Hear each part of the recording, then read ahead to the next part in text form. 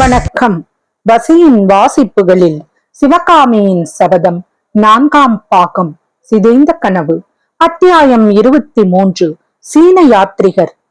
வாதாபி நகரத்தின் வீதிகளில் தன்னை நடனமாடச் சொன்னதனால் ஏற்பட்ட அவமான உணர்ச்சியின் வேகம் நாளாக ஆக சிவகாமியின் உள்ளத்தில் குறைந்து மங்கி வந்தது.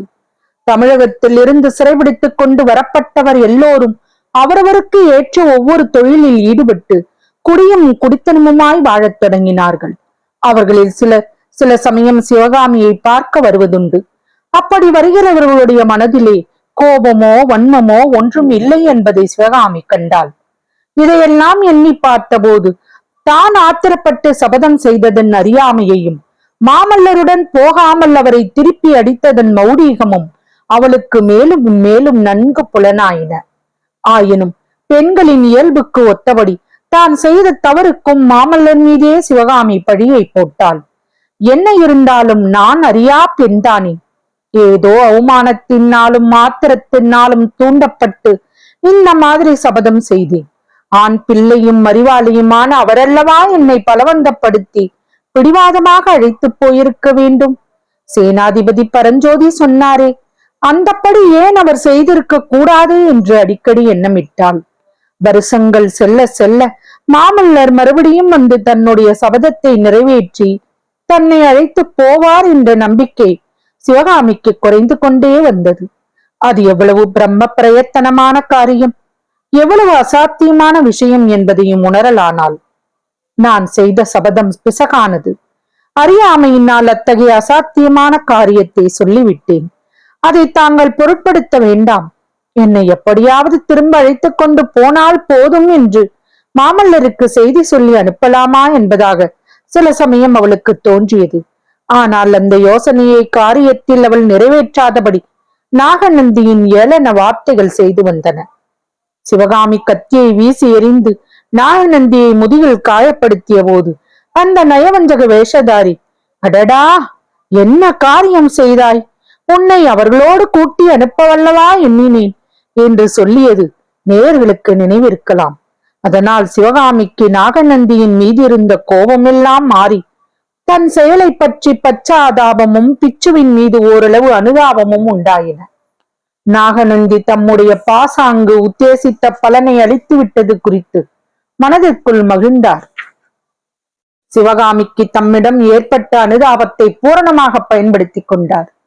சில நாளைக்கெல்லாம் சிவகாமியை தாமே அழைத்து கொண்டு போய் காஞ்சியில் விட்டு விடுவதாக நாகநந்தி சொன்னார். சிவகாமி அதை மறுத்தளித்ததுடன் தான் செய்த சபதத்தையும் அவருக்கு தெரியப்படுத்தினாள். அதை கேட்ட நாகநந்தி ஏளன புன்னகை புரிந்து, இப்படி ஒரு நாளும் நடைபெற முடியாத சபதத்தை யாராவது செய்வார்களா என்று கேட்டார். நிறைவேறுகிறதா இல்லையா என்று பார்த்து கொண்டிருங்கள் என்று சிவகாமி வீராப்பாய் பேசினாள். அறிமுகமானவர்கள் யாருமே இல்லாத அந்த தூர தேசத்து நகரில் தானாக ஏற்படுத்தி கொண்ட சிறையில் இருந்த சிவகாமிக்கு நாகநந்தி அடிகளோடு அவ்வப்போது சம்பாஷிப்பது பெரிதும் ஆறுதல் தருவதாக இருந்தது. தேசமெல்லாம் பிரயாணம் செய்தவரும் பல கலைகளை அறிந்தவருமான பிச்சுவுடன் பேசுவது உற்சாகமான பொழுதுபோக்காயும் இருந்து வந்தது. காஞ்சிக்கு திரும்பி போக உனக்கு இஷ்டமில்லாவிட்டால் வேண்டாம், அஜந்தாவுக்கு அழைத்து போகிறேன், வா. எந்த வர்ண ரகசியத்தை தெரிந்து கொள்வதற்காக உன்னுடைய தந்தை துடிதுடித்தாரோ அதை நீயே நேரில் பார்த்து தெரிந்து கொள்ளலாம் என்று நாகநந்தி அடிகள் ஆசை வார்த்தை காட்டினார். அதற்கு சிவகாமி, என் சபதம் நிறைவேறாமல் இந்த நகரை விட்டு நான் கிளம்பேன் என்று மறுமொழி சொல்லி வந்தாள். 3 வருஷத்துக்கு முன்னால் பல்லவ சைன்யம் வாதாபியின் மேல் படையெடுத்து வரப்போகிறது என்று வதந்தி உலாவிய போது சிவகாமி எக்களிப்படைந்தாள். அது பொய்யாய் போனதோடு நாகநந்தி அதை குறித்து மீண்டும் அவளை ஏளனம் செய்தது அவள் மனதை பெரிதும் புண்படுத்தியது. ஆயினும் தன் மனநிலையை வெளியில் காட்டிக் கொள்ளாமல், பொறுத்திருங்கள் அடிகளே, பொறுத்திருங்கள், இந்த வருடம் இல்லாவிட்டால் அடுத்த வருஷம், கொஞ்சம் பொறுத்திருங்கள் என்று சொல்லி மாமல்லரின் கௌரவத்தை நிலைநாட்ட முயன்றாள். அவ்விதம் கர்வமாக பேசி இப்போது வருஷம் 3 ஆகிவிட்டது. சிவகாமி வாதாபிக்கு வந்து 9 வருஷம் பூர்த்தியாகிவிட்டது. இனியும் நம்பிக்கை வைப்பதில் ஏதேனும் பயன் உண்டா? நம்மை நாமே ஏமாற்றிக் கொண்டு இன்னும் எத்தனை காலம் இந்த துயர வாழ்க்கையை சுமந்திருப்பது? போதும் போதும், 9 வருடம் காத்திருந்தது போதும். வீட்டு முற்றத்தில் பவளமல்லி மரத்தின் பக்கத்திலே இருந்த கிணறு தன் வாயை அகாலமாக விரித்து, வா வா, என்னிடம் அடைக்கலம் புகுவதற்கு வா என்று சிவகாமியை அழைத்துக் கொண்டிருந்தது. இத்தகைய நிலைமையில் தான் ஒரு நாள் நாகநந்தியடிகள் சீன யாத்ரிகர் ஒருவரை அழைத்துக் கொண்டு சிவகாமியை பார்க்க வந்தார். ஹியூன்சங் என்னும் அந்த சீன உலகில் பல தேசங்களையும் பல ராஜ்யங்களையும் பார்த்து விட்டு வந்தவர். பல கலைகளை கற்று பாண்டித்யம் பெற்றவர். அந்த காலத்தில் பரத கண்டத்தில் புகழ்பெற்று விளங்கிய 3 சாம்ராஜ்யங்களில் ஹர்ஷ சாம்ராஜ்யத்தை பார்த்துவிட்டு அடுத்தபடி வாதாபிக்கு அவர் வந்திருந்தார். சலுக்க சாம்ராஜ்யத்தில் அஜந்தா முதலில் இடங்களையும் வேங்கி நாட்டில் நாகார்ஜுன பர்வதத்தையும் பார்த்துவிட்டு அவர் பல்லவ ராஜ்யத்துக்கு போக எண்ணியிருந்தார். இதை அறிந்த நாகநந்தி, இங்கே பல்லவ நாட்டின் புகழ்பெற்ற மகா சிற்பியின் மகள் இருக்கிறாள், பரதநாட்டிய கலையில் கரை கண்டவள், அவளை பார்த்துவிட்டு போகலாம் என்று சொல்லி அழைத்து வந்தார். சீன யாத்திரிகரின் சம்பாஷணை சிவகாமிக்கு பழைய கனவுலோகத்தை நினைவூட்டியது, மெய் மறக்கும்படி செய்தது. ஹியூன்சிங் தம்முடைய யாத்திரையில் தாம் கண்டு வந்த தேசங்களை பற்றியும் ஆங்காங்குள்ள இயற்கை அழகுகள், கலை அதிசயங்களை பற்றியும் விவரித்தார். இடையிடையே தமிழகத்து சிற்பக்கலையை பற்றி சிவகாமியை கேட்டு தெரிந்து கொண்டார். சிவகாமியின் நாட்டிய தோற்றங்களை அவருடைய தந்தை ஆயனார் அழியாத சிலை வடிவங்களாக செய்திருக்கிறார் என்று நாகநந்தி சொன்னபோது ஹியூன்சிங்கின் அதிசயம் அளவு கடந்து பொங்கிற்று. அந்த நடன தோற்றங்களில் சிலவற்றை தாம் பார்க்க வேண்டும் என்று விரும்பி சிவகாமியை ரொம்பவும் கேட்டுக்கொண்டார். 9 வருஷத்துக்கு பிறகு சிவகாமிக்கு உண்மையிலேயே அவள் கற்றிருந்த கலையில் மீண்டும் உற்சாகம் உண்டாயிற்று. சில நடன தோற்றங்களையும் அபிநய பாவங்களையும் சீன கலைஞருக்கு அவள் ஆடி காட்டினாள்.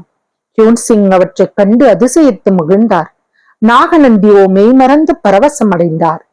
ஹியூன்சிங் சிவகாமியை பற்றி மேலும் விசாரித்த போது சிவகாமி சிறைபிடித்துக் கொண்டு வரப்பட்ட வரலாற்றையும் அவள் செய்த சபதத்தையும் பற்றி நாகநந்தி கூறினார். சக்கரவர்த்தியின் அனுமதி பெற்று இந்த பெண்ணை திருப்பிக் கொண்டு விட்டு விடுவதாக எவ்வளவோ நான் சொல்லி பார்த்தேன். இவள் கேட்கவில்லை. இப்பேற்பட்ட அற்புத கலை இந்த வீட்டுக்குள் கிடந்து வீணாவதை நினைத்தால் எனக்கு எவ்வளவோ கஷ்டமாக இருக்கிறது. இவளுக்கு விடுதலை தருவதற்காக இந்த வாதாபி நகரத்தை நாமே கொளுத்து அழித்து விடலாமா என்று கூட சில சமயம் எனக்கு தோன்றுகிறது என்றார் நாகநந்தி. ஹியூன்சிங் தம் செவிகளை பத்தி கொண்டு, புத்த பகவான் அப்படி ஒன்றும் நேராமல் தடுத்தருளட்டும் என்றார். பிறகு அந்த பெரியார் ஜீவகாருண்யத்தின் சிறப்பையும் யுத்தங்களினால் நேரும் கேட்டையும் எடுத்துக் கூறி தர்மோபச்சாரம் செய்தார். புத்த பகவான் நாட்டை காப்பதற்காக யாகத்தை நிறுத்திய வரலாற்றை விவரித்தார். அசோகரின் தர்ம ராஜ்யத்தை பற்றி எடுத்துரைத்தார். தற்சமயம் ஹர்ஷ சக்கரவர்த்தி அதே விதமாக தர்ம ராஜ்யம் நடத்துவதையும் பிராணி இம்சையை கூட தமது ராஜ்யத்தில் அவர் தடுத்து விட்டிருப்பதையும் குறிப்பிட்டார். சிவகாமி இடையிலே குறுக்கிட்டு, ஆனால் சுவாமிகளே, இந்த வாதாபி சக்கரவர்த்தியின் வீரர்கள் தமிழகத்தில் செய்த அக்கிரமங்களை பற்றி தங்களுக்கு தெரியாது, அதனாலே தான் இப்படியெல்லாம் தர்மோபதேசம் செய்கிறீர்கள் என்று கூறிய போது அந்த சீன பிச்சு கூறியதாவது, தாயே, யுத்தம் என்று வரும்போது மனிதர்கள் மிருகங்களாகி விடுவதை நான் அறியாதவன் அல்ல. நீ பார்த்திருக்க கூடியவைகளை விட பன்மடங்கு அக்கிரமங்கள் நடந்திருக்கலாம். ஆனால் பழிக்கு பழி வாங்கிக் கொண்டே போனால் அதற்கு முடிவு என்பதே கிடையாது. சலுக்க சக்கரவர்த்தி படையெடுத்ததற்கு பழி வாங்குவதற்காக இப்போது காஞ்சி சக்கரவர்த்தி படையெடுக்கிறார். மறுபடியும் காஞ்சியின் மேல் பழி வாங்குவதற்காக சலுக்க வம்சத்தினர் படையெடுப்பார்கள். இப்படி விதத்தில் இருந்து மரமும் மரத்திலிருந்து வித்துமாக உலகில் தீமை வளர்ந்து கொண்டே போகும். யாராவது ஒருவர் மறந்து மன்னித்துத்தான் தீர வேண்டும். அப்போது தான் உலகம் சேமமடையும்.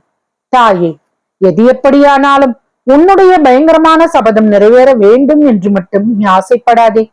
அதனால் யாருக்கும் நன்மை உண்டாகாது. ஆகா, இந்த பெரிய நகரத்தில் எத்தனை ஆயிரம் வீடுகள் இருக்கின்றன, எத்தனை லட்சம் ஜனங்கள் வசிக்கிறார்கள். அவர்களில் வயோதிகர்களும் குழந்தைகளும் உன்னை போன்ற அபலை ஸ்திரீகளும் எத்தனை பேர். இந்த நகரத்தை தீ வைத்து எரித்தால் இவ்வளவு குற்றமற்ற ஜனங்களும் எத்தனை கஷ்டமடைய நேரிடும், யோசித்துப்பார். இதையெல்லாம் கேட்ட சிவகாமியின் உள்ளம் பெரும் குழப்பமடைந்தது. அந்த சமயம் பார்த்து நாகநந்தியடிகள், சிவகாமி, இந்த பெரியவர் சொன்னதை கேட்டாய் அல்லவா? நடந்து போனதையே நினைத்துக் கொண்டிருப்பதில் என்ன பயன்? பழிவாங்கும் எண்ணத்தினால் தான் பிரயோஜனம் என்ன? 9 வருடம் நீ விரதம் காத்தது போதாதா? இன்னும் 2 நாளில் இந்த சீனத்து பெரியவரும் வாதாபி சக்கரவர்த்தியும் அஜந்தாவுக்கு போகிறார்கள். அவர்களுடன் நானும் போகிறேன். அங்கே பெரிய கலைத்திருவிழா நடக்கப் போகிறது. நீயும் எங்களுடன் வா, போகலாம். உலகத்தில் எங்கும் காண முடியாத அதிசயங்களை எல்லாம் அங்கே நீ காண்பாய் என்றார். ஒரு கணம் சிவகாமியின் கலை உள்ளம் சலனமடைந்து விட்டது. ஆகட்டும் சுவாமி, வருகிறேன் என்று சொல்ல அவள் மனம் ஆசைப்பட்டது. ஆனால் அவளுடைய உதடுகள் அந்த வார்த்தைகளை வெளிப்படுத்த மறுதளித்து விட்டன. அவளுடைய உள்ளத்தின் அந்தரங்கத்திலே ஒரு மெல்லிய குரலில், சிவகாமி, இது என்ன துரோகம் நீ எண்ணுகிறாய்? மாமல்லர் அழைத்த போது அவருடன் போக மறுத்துவிட்டு இப்போது இந்த புத்த பிச்சுக்களுடனே புறப்படுவாயா? நீ அஜந்தா போயிருக்கும் சமயம் ஒருவேளை மாமல்லர் இங்கு வந்து பார்த்து உன்னை காணாவிட்டால் அவர் மனம் என்ன பாடுபடும் என்று கூறியது. சிவகாமி சலனமற்ற தன் மனதை திடப்படுத்திக் கொண்டு, பிச்சுக்களை, இந்த அனாதை பெண் விஷயத்தில் இவ்வளவு சிரத்தை எடுத்துக்கொண்டதன் பொருட்டு மிக்க வந்தனம். ஆனால் அஜந்தா மலையின் அதிசயங்களை பார்க்க அடியால் கொடுத்து வைத்தவள் அல்ல. இந்த சீன தேசத்து பெரியார் சொன்ன ஒரு விஷயத்தை நான் ஒப்புக்கொள்ளுகிறேன். என் சபதம் நிறைவேற வேண்டும் என்று இனி நான் ஆசைப்பட மாட்டேன். இந்த வாதாபி நகரமும் இதில் வாழும் ஜனங்களும் ஒரு துன்பமின்றி செழித்து வாழட்டும். அவர்களுக்கு என்னால் எந்த விதமான கெடுதலும் நேர வேண்டாம். ஆனால் அடியால் என் வாழ்நாளை இந்த வீட்டிலே தான் கழிப்பேன். எந்த காரணத்தை முன்னிட்டும் இந்த நகரை விட்டு வெளியேறுவதற்கு உடன்பட மாட்டேன் என்றாள். தொடரும். பசியின் வாசிப்புகளை சப்ஸ்கிரைப் பண்ணுங்க, லைக் பண்ணுங்க, ஷேர் பண்ணுங்க, உங்க கருத்துக்களை கமெண்ட்ல பதிவு பண்ணுங்க. நன்றி.